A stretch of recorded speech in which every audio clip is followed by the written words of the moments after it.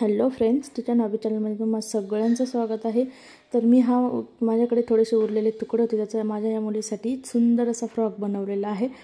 तर मलाही असं वाटलं की तुमच्यासोबतही ही जी फ्रॉकची कटिंग आहे ती शेअर करावी। तर तुमच्यासोबतही चला मी तुम्हाला दाखवते।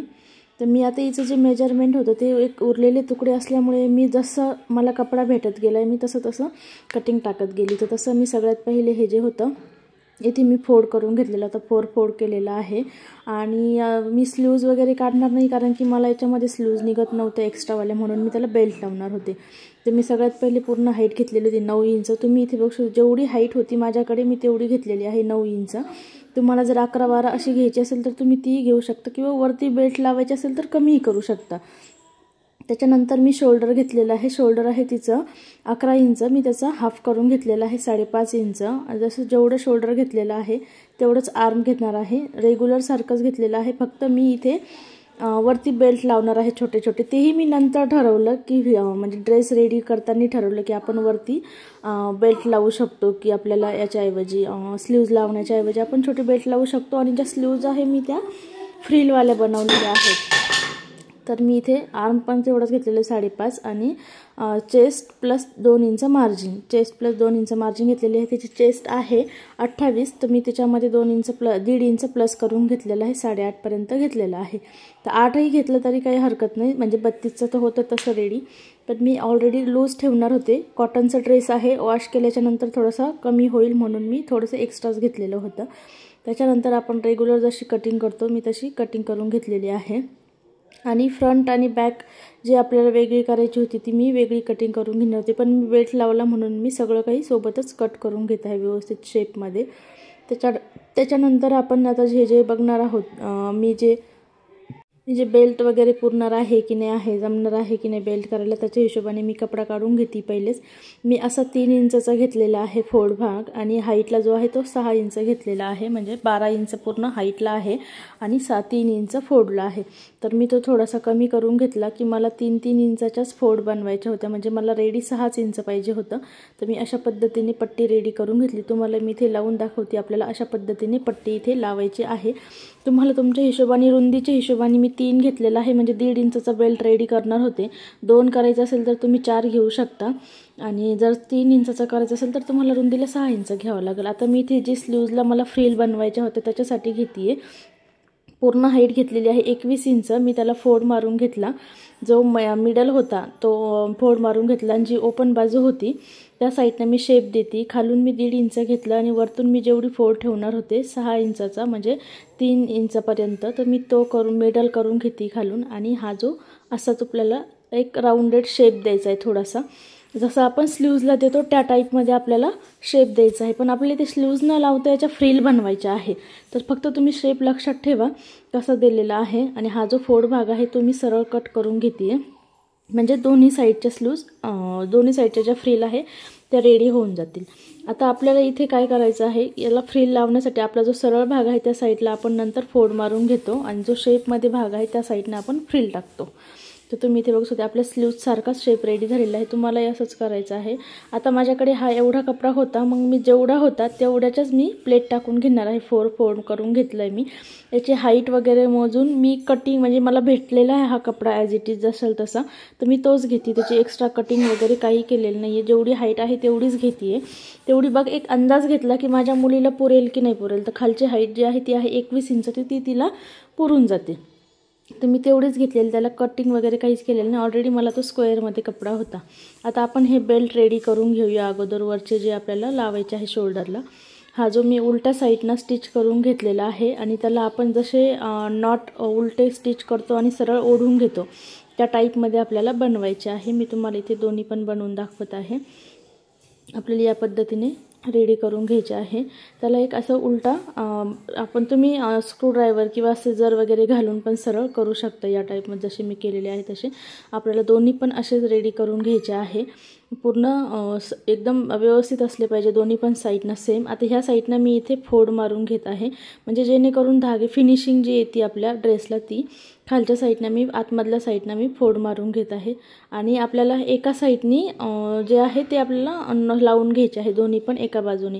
तर तुम्ही मिडल वगैरे काढून किंवा मेजरमेंट घेऊन 2-2 इंचाचं मी इथे मेजरमेंट घेतलेलं आहे. दोन्ही साईडनी 2-2 इंचाचं मेजरमेंट घेतलं म्हणजे मध्ये 4 इंचाचं तिला नेक राहतोय. आणि तिथून मी नॉट लावणार आहे, म्हणजे आपले दोन्ही साईडने सेम लागले की व्यवस्थित येऊन जाते. ते बघा आपण अशा पद्धतीने इथे नॉट लावून घेतो आहे दोन्ही पण. आता आपल्याला सेम हे नॉट जे आहे बॅक साईड, आता ही फ्रंट साईड झाली, आपल्याला सेम बॅक साईडनी पण असेच नॉट लावायचे आहे. हेच वाले नॉट बॅक साईडनी पण लावायचे आहे, ते पण मी तुम्हाला इथे दाखवणारच आहे की तुम्हाला स्टिचिंग आपल्याला व्यवस्थित म्हणजे 2-3 वेळेस मी पॅक करून घेत आहे की तिथे जी मशीन आपण 2 वेळेस रफ करून घेतो फिरून घेतो तसं त्या पद्धतीने आपल्याला फिरवायचे आहे. वरतून एक प्रेस स्टिच देत आहे की जेणेकरून आपले नॉट पण पॅक राहतात आणि व्यवस्थित फिनिशिंग पण येऊन जाते. या पद्धतीने स्टिच मारून घेतली. आता आपल्याला इकडे जे आहे ते दोन्ही साईडनं मी जसं बोलले की तुम्हाला आता बॅक साईडनं पण कटिंग करायचे आहे. अजून बॅक आणि फ्रंट आपली सेमच आहे, पण आपण जे आहे बॅक साईडने एक हुक बनवणार आहोत की जेणे घालण्यासाठी आपल्याला बेबीला घालायसाठी इझी होऊन जाईल. छोट्या मुलांना ड्रेस घालायला ओपनही व्यवस्थित झाली पाहिजे, तेव्हा ते घालायलाही त्यांनाही कम्फर्टेबल वाटतं. आता हे बघा ह्या साईडनं पण मी फोल्ड करून घेतलेलं आहे आणि जसं इकडनं लावलं त्याच पद्धतीने आपल्याला हे जे नॉट आहे ते असे एकमेकावर ठेवून स्टिच करायचे आहे. तुम्ही अशा पद्धतीने पण लावू शकता, पण ह्या पद्धतीने तुम्हाला लावायचं असेल तर तुम्ही या पद्धतीने लावू शकता. तर मी हे सरळच लावून घेणार आहे, बरोबर त्याच्या स्ट्रेट मोजून घेतलेलं आहे. जसं जिकडनं ज्या पद्धतीने मी फ्रंटला लावलं त्याच साईडने मी इकडनं पण लावणार आहेत.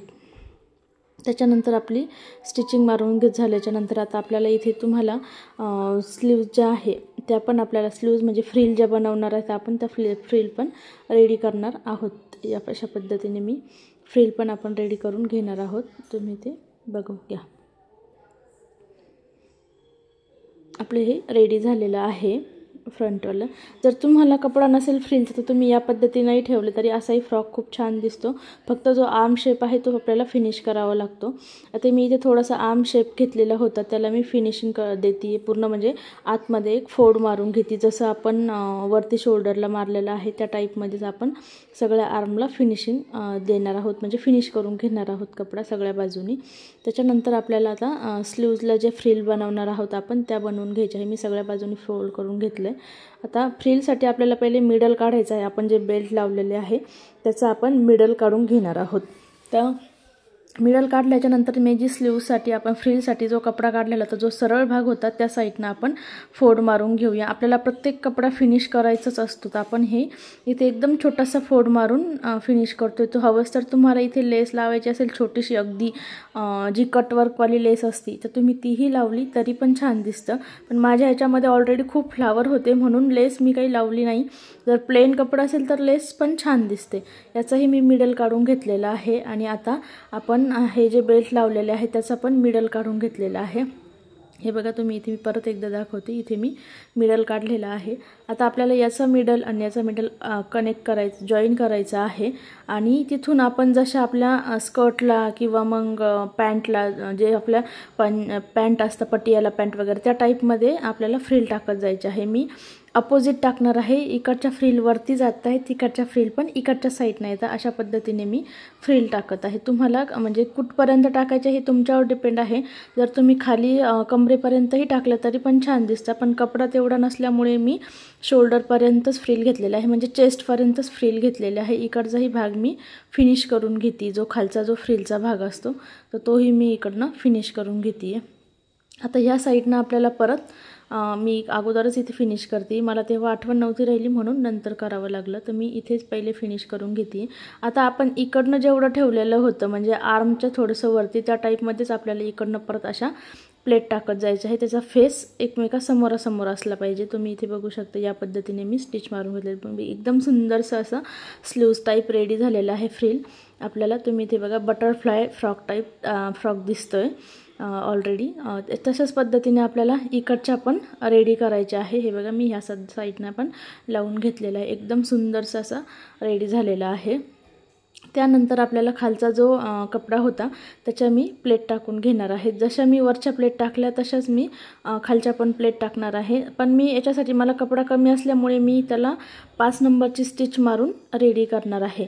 याला पहिले मी इथे फिटिंग टाकून घेते, एका साईडने मी फिटिंग टाकून घेतलेली आहे। आता मी थोडंसं लूजमध्येच ठेवणार आहे। कॉटनचा कपडा मी पहिलेही बोलले कॉटनचा कपडा आहे थोडासा कमी होणारच, तर मी एक लास्टवालीच फिटिंग टाकून घेतलेली आहे। अगोदर मी 1 इंच सोडलेलं होतं, तर 1 इंचापासून मी स्टिच मारून घेते। त्यानंतर आता आपल्याला जो आहे तो खालचा स्कर्ट आपण रेडी करून घेऊया। तर हे बघा इथे आपली अशी फिटिंग रेडी झालेली आहे। आता स्कर्टसाठी आपल्याला मी जे आहे 5 नंबरची स्टिच मारून जशी ओढतात त्या टाईपमध्ये मी प्लेट रेडी करणार आहे। जर तुम्हाला कपडा एक्स्ट्रा असेल तर तुम्ही प्लेट पण टाकू शकता। तर आपण इथे प्लेट टाकून घेतलेले आहे। आता वरच्या आपली जेवढी बॉडी होती म्हणजे फिटिंगची होती तेवढंच मी खाली प्लेट रेडी केलेलं आहे आणि वरच्या बॉडी आणि खालची प्लेट मी स्टिच करून घेते, एकमेकांना अटॅच करून घेते। जर तुमच्याकडे म्हणजे थोडंसं एक्स्ट्रा कपडा असेल तर तुम्ही प्लेट टाका, नसेल तर तुम्ही हीच ट्रिक यूज करू शकता।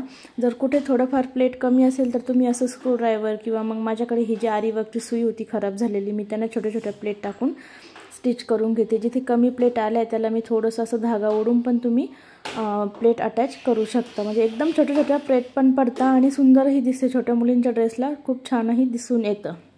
त्याच्यानंतर पूर्ण आपल्याला अटॅच करून घ्यायचं आहे, पूर्ण प्लेट आणि बॉडीचा कपडा जो आहे तो पूर्ण आपल्याला अटॅच करून घ्यायचा आहे।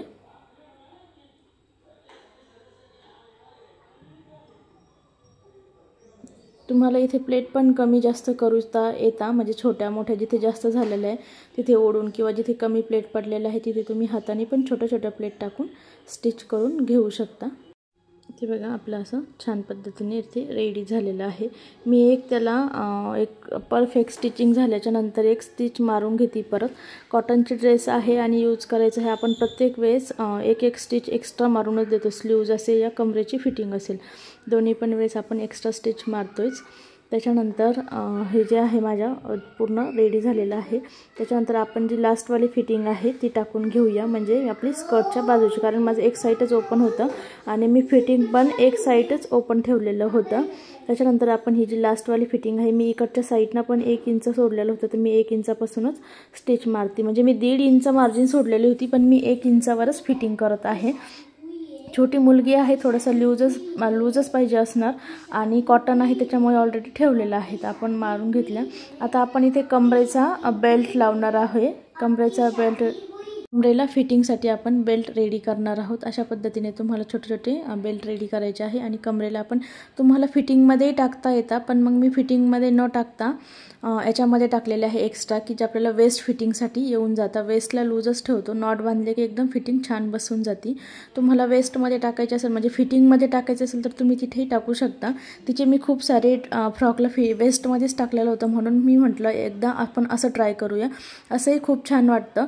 आपल्याला वेस्ट फिटिंग पण होऊन जाते। दोन्ही बाजूने आपण पूर्ण पॅक करून दिलेले आहे। तुम्ही बघू शकता इथे छान पद्धतीने रेडी झालेला आहे आणि असा हा फ्रॉक छानसा रेडी झालेला आहे। तुम्ही बघू शकता फ्रिल पण छान दिसत आहे, अगदी स्लीव्ज लावल्यासारख्या आणि थोडंसं फॅन्सी वाटतं आहे। रेग्युलर घालायचं आहे, कॉटनचा ड्रेस आहे, एकदम छान गरमीमध्ये तुम्ही तुमच्या मुलीलाही स्टिच करू शकता। तर माझ्या मुलीने ड्रेस घालून रेडी झालेला आहे, कसा वाटला नक्कीच कमेंट करून सांगा आणि व्हिडिओ आवडला असेल तर नक्कीच चॅनलला सबस्क्राईब करा, व्हिडिओला लाईक करा, शेअर करा। Thank you very much.